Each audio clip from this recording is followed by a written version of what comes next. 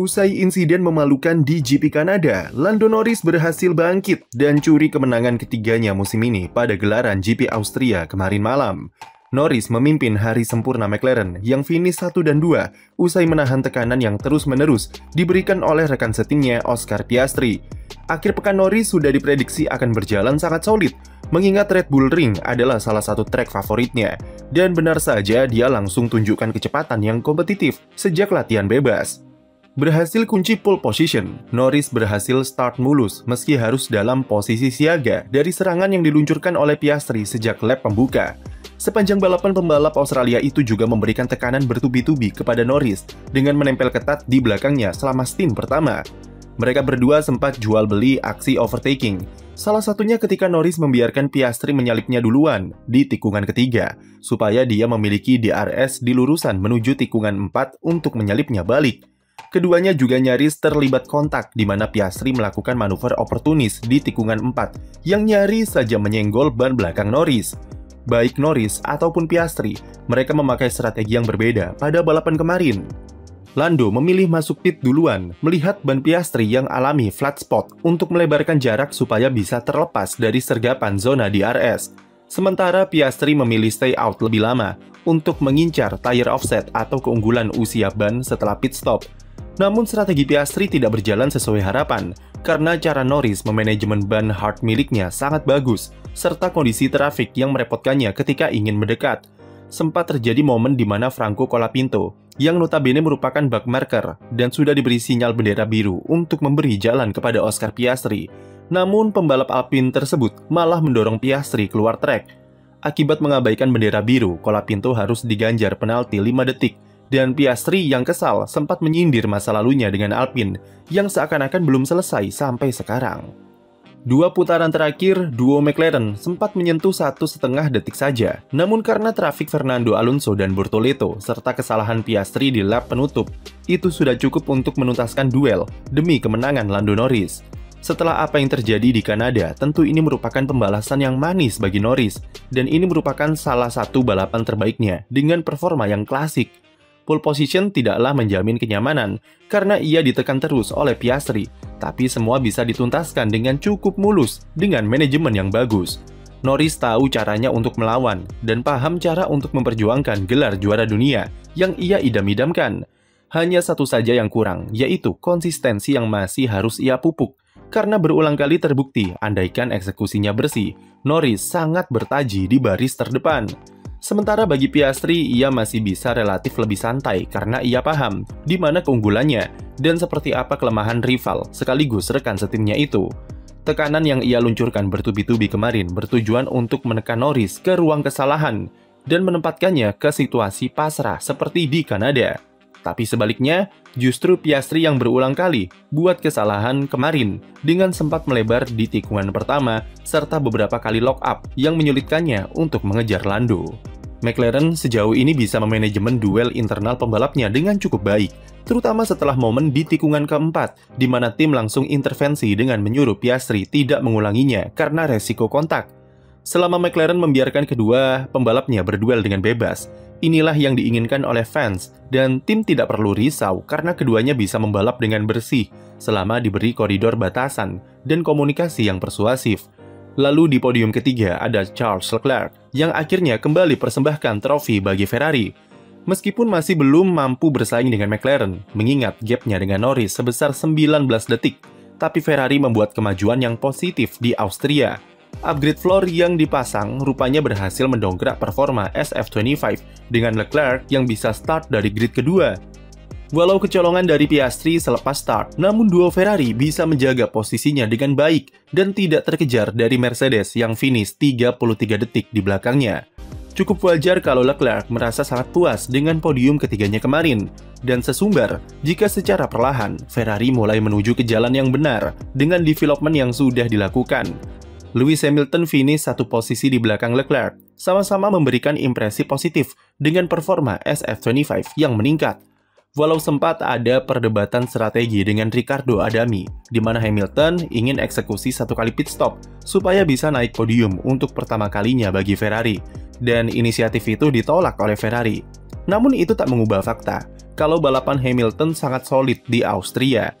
Selanjutnya di GP Inggris, Ferrari berencana luncurkan upgrade suspensi belakang yang ditunggu-tunggu dan berpotensi membawa SF25 lebih dekat ke level performa yang ditampilkan oleh McLaren. Kemudian tampil di balapan kandangnya, Red Bull malah merana di GP Austria. Max Verstappen sudah menderita sejak kualifikasi karena ia harus bertarung dengan level understeer yang parah dan harus puas start dari posisi ke-7 usai percobaan pamungkasnya di Q3 terganggu oleh bendera kuning dari Pierre Gasly. Start dari posisi 7 artinya Verstappen harus memanajemen resiko dengan hati-hati karena harus menyalip beberapa pembalap di depannya. Tapi sayangnya baru 3 tikungan di lap pembuka, Verstappen malah disundul oleh Kimi Antonelli. Antonelli salah perhitungan dan kaget dengan mobil di depannya yang mengerem lebih awal, menyebabkannya hilang kendali dan menabrak mobil Verstappen serta Liam Lawson. Mobil Verstappen alami kerusakan di ban belakang dan mobil Antonelli rusak di suspensi depan, menyebabkan keduanya harus DNF di lap pertama, sementara Lawson masih bisa lanjut balapan. Gagal finishnya Verstappen tentu membuat banyak penggemarnya di Austria merasa syok, karena aksi-aksinya untuk bisa merangkak dari posisi ke-7 sangatlah dinanti. Ini juga merupakan DNF pertama Verstappen musim ini, dan yang pertama semenjak GP Australia musim lalu. Sementara Antonelli secara terbuka mengakui kalau insiden itu adalah kesalahannya sendiri, dan langsung meminta maaf kepada Max Verstappen dengan menghampirinya ke hospitality Red Bull. Verstappen juga tak terlalu mempermasalahkannya, mengingat status Antonelli yang masih rookie, dan wajar jika ia buat kesalahan. Antonelli sendiri diganjar hukuman turun 3 grid untuk GP Inggris akhir pekan ini. Antonelli gagal finish, lalu George Russell tak bisa berkutik karena tersiksa dengan suhu panas aspal Austria. Mercedes seketika dipaksa membumi pasca akhir pekan sempurna mereka di Kanada. Alhasil posisi keduanya di konstruktor malah tergusur lagi oleh Ferrari, dan sekarang hanya terpaut 1 poin saja antara mereka berdua. Beralih ke tim lain, ada Liam Lawson yang beruntung tak alami kerusakan di mobilnya usai terdampak insiden Antonelli dan berhasil bablas untuk finish di posisi ke-6. Dia sempat berduel dengan Alex Albon sebelum kemudian pembalap Williams itu harus gagal finish karena masalah di mobilnya. Liam Lawson sepanjang balapan terutama di stint pertama terus-menerus ditekan oleh Fernando Alonso. Tapi dia bisa tetap tenang dan menjaga performa bannya untuk bisa eksekusi strategi satu stop yang krusial untuk membawanya finish di posisi ke-6, yang notabene adalah hasil terbaiknya di F1 sejauh ini. Capaian Lawson kemarin otomatis membuat Racing Bulls naik ke posisi ke-6 klasemen konstruktor untuk menggeser Haas. Tambahan 8 poin juga membuat posisi klasemen Lawson sekarang malah lebih tinggi ketimbang Yuki Tsunoda yang menderita sepanjang balapan kemarin. Sudah saat kualifikasi lagi-lagi gagal lolos Q1, lalu ketika balapan dia diganjar penalti 10 detik karena senggolan dengan Colapinto, yang memaksanya harus terkena overlap sampai 2 kali untuk finish di urutan paling belakang. Di belakang Lawson ada Fernando Alonso yang kembali menambah pundi-pundi poinnya sejak GP Spanyol dengan finish di posisi ke-7 di balapan Austria kemarin. Balapan Alonso relatif solid dan dia berhasil eksekusi strategi 1 kali pit stop usai menahan laju Gabriel Bortoleto di lap terakhir. Bortoleto sendiri merupakan bintang di race kemarin karena dia berhasil mendapatkan poin perdananya di F1 dengan finish di urutan ke-8. Selain itu, sebelumnya ia juga bisa lolos ke sesi Q3 untuk pertama kalinya untuk memulai lomba dari urutan 10 besar. Bortoleto sebenarnya bisa raih hasil yang lebih baik karena secara teknis dia habiskan stint pertama dan keduanya di posisi ke-6 atau di depan Liam Lawson. Tapi Sauber bermain sedikit konservatif dengan strategi 2 kali pit stop dan itu membuat mereka tak raih hasil potensial untuk bisa tembus 6 besar. Namun apapun strateginya, capaian 4 poin perdana bagi Bortoleto adalah prestasi yang memukau jika melihat perkembangannya di Sauber yang cenderung pelan tapi pasti. Selain Bortoleto, Nico Hülkenberg juga tampil impresif dengan bantu Sauber meraih double poin perdananya musim ini. Hülkenberg yang start dari posisi paling buncit diberikan strategi unik dari Sauber dengan start memakai ban soft. Pit di lap ke-12 ganti ke medium. Hülkenberg bisa lakukan undercut pada Colapinto dan Tsunoda serta menyalip Oliver Bearman yang baru pit dengan ban hard. Posisi Hülkenberg yang nyaman dan tak terlalu jauh dari Bortoleto membuatnya bisa memperpanjang stint keduanya dan masuk pit di momen yang tepat untuk menjaga peluangnya finish di 10 besar. Hülkenberg kemudian selesaikan finish di urutan ke-9 yang jadi capaian poinnya dalam 3 balapan secara beruntun. Posisi poin terakhir sendiri dihuni oleh Esteban Ocon yang diam-diam selalu bisa tembus ke 10 besar. Pada awal balapan sempat terjadi momen di mana mobil Carlos Sainz tidak bisa jalan saat formation lap.